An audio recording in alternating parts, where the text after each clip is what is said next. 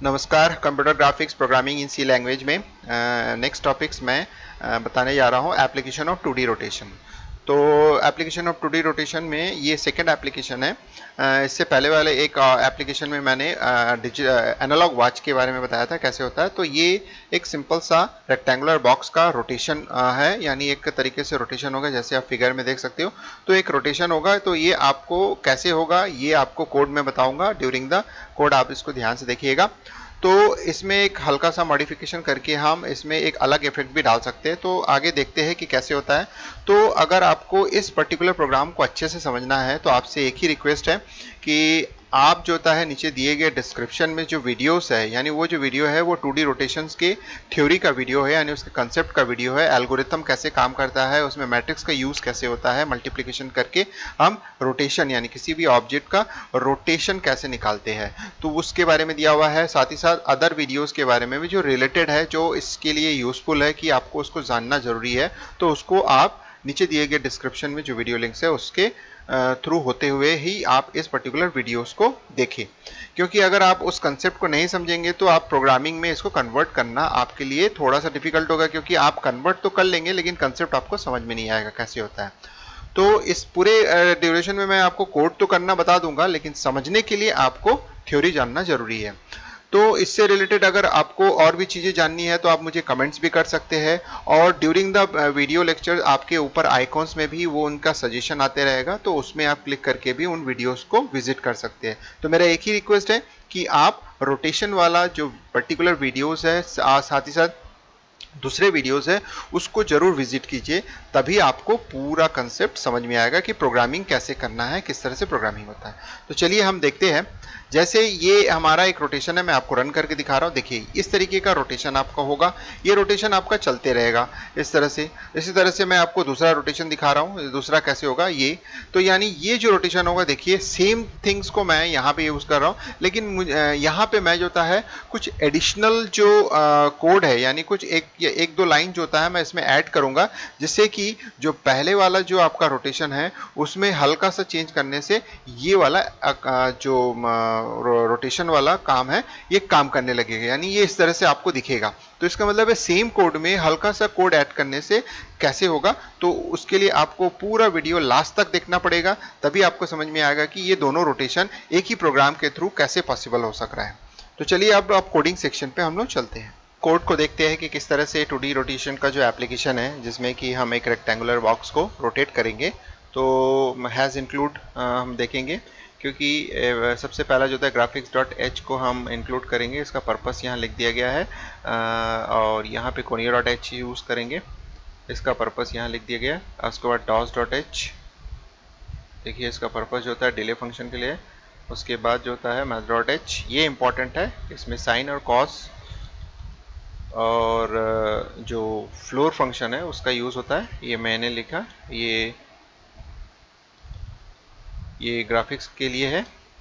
फिर translation matrix के लिए और मैट्रिक्स मल्टीप्लिकेशन के लिए, एंड एंगल और कलर वैल्यू के लिए, कलर हम लेंगे उसके लिए कि डिफरेंट कलर में आपके जो रेक्टेंगुलर बॉक्स है वो होगा, आप देख सकते हैं। उसके बाद रोटेशन मैट्रिक्स को मैंने इनिशियलाइज किया, मतलब डिक्लेयर किया है, उसका पर्पस यहाँ लिखा हुआ है। फिर उसके बाद जो होता है पॉइंट मैट्रिक्स, उसके बाद रिजल्टेंट मैट्रिक्स को हम यहाँ स्टोर करेंगे आफ्टर रोटेशन, ठीक है। इसके बाद जो होता है फ्लोट में हमने लिया है सम ए, क्योंकि हमारा यूज होगा ये।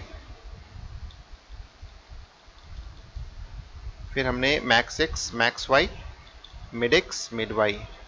तो इसका मतलब है कि हमारे पास जो सिर्फ तीन मैट्रिक्स है, एक है रोटेशन मैट्रिक्स, एक है पॉइंट मैट्रिक्स, और एक है रिजल्टेंट मैट्रिक्स, यानी जो पॉइंट मैट्रिक्स को रोटेशन मैट्रिक्स से अप्लाई करने के बाद ये हो गया इनिट ग्राफ। ये इसको इस तरह से लिख दिए, उसके बाद क्लियर डिवाइस हमने लिख दिया। इसके बाद इनिशियलाइज कर रहे हैं हम लोग ऑब्जेक्ट के जो कोऑर्डिनेट्स है उसको इनिशियलाइज करेंगे। सबसे पहले देखिए ये हो गया x वैल्यू फर्स्ट कोऑर्डिनेट का, ये हो गया y वैल्यू और 1, यानी जो हम x y 1 वर्टिकली लिखते हैं, यानी एक कॉलम में है, उसकी एंट्री यहाँ रो में शो कर रहा हूँ, बट हो ये रहा है कॉलम की एंट्री हो रही है, यानी p मैट्रिक्स में कॉलम की एंट्री कर रहा हूँ मैं। फर्स्ट कॉलम की एंट्री, सेकंड कॉलम की एंट्री हो गया, अब थर्ड कॉलम की एंट्री कर रहा हूँ, ये हो गया फर्स्ट रो, ठीक है, third column, first row, second row, third column, and third row, third column. अब ये first row fourth column, first second row fourth column, third row fourth column. तो इस तरह से मैंने रो वाइज चारों पॉइंट की एंट्री शो किया है। अब calculate the centre of the screen. उसके लिए हम get max x and get max y, यानी horizontal number of pixel in horizontal direction और number of pixel in vertical direction निकाल लेंगे। फिर उसमें डिवाइडेड बाय 2 करेंगे तो मिड पॉइंट हमको निकल जाएगा स्क्रीन का। अब हम यूज करेंगे सेट। जो स्क्रीन का जो बैकग्राउंड कलर है, जैसे आपने देखा होगा अभी व्हाइट कलर में मैं यूज कर रहा हूं, तो वो व्हाइट कलर यूज हो रहा है। तो इसके लिए सब फंक्शन होता है set BK colour. BK short form है बैकग्राउंड का, बीके कलर व्हाइट कर दिया मैंने। अब यहाँ पे मैंने ड्रॉ कर दिया। अब यहाँ पे जो मैं ड्रॉ करूंगा एक सेंटर पॉइंट से, यानी जो मैंने सेंटर पॉइंट डिसाइड किया है, जो mid x and mid y निकाला है, वहां से एक लाइन खींचूंगा। जो ऑब्जेक्ट बनाऊंगा, ऑब्जेक्ट तक का लाइन एक होना चाहिए। तो मैंने पहले लाइन खींचा है, उसके बाद ऑब्जेक्ट ड्रॉ करूंगा। तो कलर मैंने यूज किया सेट कलर, रेड कलर। देखिए मिड पॉइंट से उस पर्टिकुलर पॉइंट के पहले जो वर्टेक्स है वहां तक मैंने लाइन ड्रॉ कर दिया। अब वहां पे उस छोर पे, यानी उस लाइन के कॉर्नर पे मैं ऑब्जेक्ट को ड्रॉ करने जा रहा हूं। तो देखिए उसके लिए जो प्रोग्राम लिख रहा हूं 3 तक चलेगा, यानी i = 0 to 3, मतलब 0 1 2 3 4 टाइम्स चलेगा, क्योंकि 4 पॉइंट्स है। 4 पॉइंट्स ऐसा बोल सकते हैं कि 4 पेयर ऑफ पॉइंट्स है, क्योंकि 4 एजेस है, 4 एजेस के हर एक एज के 2 पेयर होते हैं। तो फर्स्ट टू पेयर के लिए मैंने इस तरह से उसको रिप्रेजेंट किया है। तो फर्स्ट पॉइंट, सेकेंड पॉइंट, उसके बाद second point, third point, fourth point and 4.1 point, यानी 4 से वापस 1 आने के लिए अब मैंने मॉड ऑपरेशन यूज किया, यानी परसेंटेज ऑपरेशन उसी पर्पस के लिए यूज किया। अगर आप थोड़ा सा माइन्यूटली चेक करेंगे तो आपको क्लियरली लॉजिक समझ में आ जाएगा क्यों किया है। कलर 1, एंगल 0, वाइल लूप, केबी हिट यूज कर रहे हैं। केबी हिट का पर्पस ये होता है कि जब तक मैं कीबोर्ड में प्रेस ना करूं कोई की, तब तक जो होता है ये रन करते रहेगा। जैसे ही की प्रेस करूंगा तो ये काम हो जाता है, इसलिए नॉट इक्वल टू लिखा हुआ है, not equal to KB hit, यानी मैं प्रेस नहीं कर रहा हूं तब तक ये चलेगा। अब इनिशियलाइज द जो होता है सबसे पहला रोटेशन मैट्रिक्स, जिसको मैं अप्लाई करूंगा। तो रोटेशन मैट्रिक्स के लिए सबसे पहला ये होता है कि जो हमारा एंगल होता है वो डिग्री फॉर्म में रहता है, तो उसको रेडियन फॉर्म में कन्वर्ट करना पड़ता है। तो रेडियन फॉर्म में कन्वर्ट करने के लिए एंगल में हम पाई अपॉन 180 को मल्टीप्लाई करते हैं। पाई मतलब 3.14। तो ये हो गया कन्वर्ट, आप देख सकते हैं। अब rotation matrix row wise and column wise जैसे होता है वैसे ही कर रहा हूं। तो यहाँ नहीं हम ये जो होता है फर्स्ट रो के एलिमेंट्स को रिप्रेजेंट कर रहा हूं, यानी फर्स्ट एलिमेंट हो गया, फर्स्ट रो का फर्स्ट एलिमेंट, फर्स्ट रो का सेकंड एलिमेंट, फर्स्ट रो का थर्ड एलिमेंट। इट मींस कि first row first column, first row second column, first row third column. अब now second row first column, second row second column, second row third column, यानी अब ये third row first column का element है, उसके बाद third row second column का element है, इसके बाद मैं लिख रहा हूं थर्ड रो थर्ड कॉलम का एलिमेंट। ये हो गया। अब फिर से मैसेज दे रहा हूं मैट्रिक्स मल्टीप्लिकेशन, जिसमें रोटेशन मैट्रिक्स और पॉइंट मैट्रिक्स जो P है उसको मैं मल्टीप्लाई करूंगा। तो उसके लिए हमारा लॉजिक होगा for loop i = 0 to 2, 0 to 2, क्योंकि हमारे पास 3 रो होते हैं, 3 ही रो है, 3 ही रो में ऑपरेशन होता है। तो 3 रो के लिए 0 1 2 i प्लस प्लस, कॉलम यहाँ पे 4 होंगे 0 to 3, क्योंकि हमारे पास पॉइंट मैट्रिक्स में 4 पॉइंट का इस्तेमाल हुआ है, तो वो हो रहा है। तो इसका मतलब ये जो 3 लिया गया है इसको चेंज करके आप पॉलीगॉन के लिए बना सकते हैं, 2 पॉइंट के लिए, 3 पॉइंट के लिए, 4 पॉइंट के लिए, 5 वर्टेक्स, 5 वर्टेक्स, 6 वर्टेक्स, 7 वर्टेक्स, जितना आपको बनाना है उसको बढ़ा सकते हैं। बस उसके अकॉर्डिंग वो चेंज हो जाएगा। k = 2 ही रहेगा, क्योंकि 3 रो है, उस हिसाब से k सेट रहेगा। i और k की वैल्यू 2 ही सेट रहेगा, सिर्फ j की वैल्यू चेंज होगी। आप देखिए मैट्रिक्स मल्टीप्लिकेशन का जो ये लिखा, स्टोर कर दिया हमने रिजल्टेंट वैल्यू को क्यू में, रिजल्टेंट मैट्रिक्स है। अब हमारे पास ड्रॉ हो चुका है। अब उस ऑब्जेक्ट को जो कि हो चुका है उसको ड्रॉ करेंगे। तो उसके लिए सबसे पहले सेम एज जो हमने रोटेट होने के बाद एक लाइन फिर से सेंटर से उस पर्टिकुलर ऑब्जेक्ट के वर्टेक्स तक ड्रॉ करेंगे। तो उसके लिए हमने कलर चेंज कर दिया, सॉरी कलर तो हमने रेड रखा, यानी हाँ यहाँ पे एक्चुअली वो लाइन नहीं ड्रॉ कर रहा हूँ, यहाँ पे मैं जो ड्रॉ कर रहा हूँ आपको जो एक छोटा सा पॉइंट दिखाऊंगा, यानी वो जो जहाँ पे मैंने लिया है सेंटर पॉइंट, उस पर्टिकुलर पॉइंट में एक छोटा सा पॉइंट आपको दिखेगा सेंटर में पॉइंट दिखाने के लिए, ताकि बार बार सेंटर में एक सर्कल दिखेगा उसके लिए। अब उसके बाद देखिए लाइन ड्रॉ कर रहा हूँ मैं एक ऑब्जेक्ट के एक वर्टेक्स तक, उसके बाद जो रोटेट हुआ है ऑब्जेक्ट उसको मैं ड्रॉ कर रहा हूँ। ये देखिए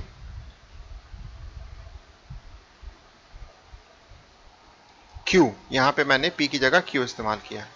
again concept is same, first two point, first point second point third point fourth point and fourth point one point, यानी इस तरह से मैं पेयर बना के काम कर रहा हूँ।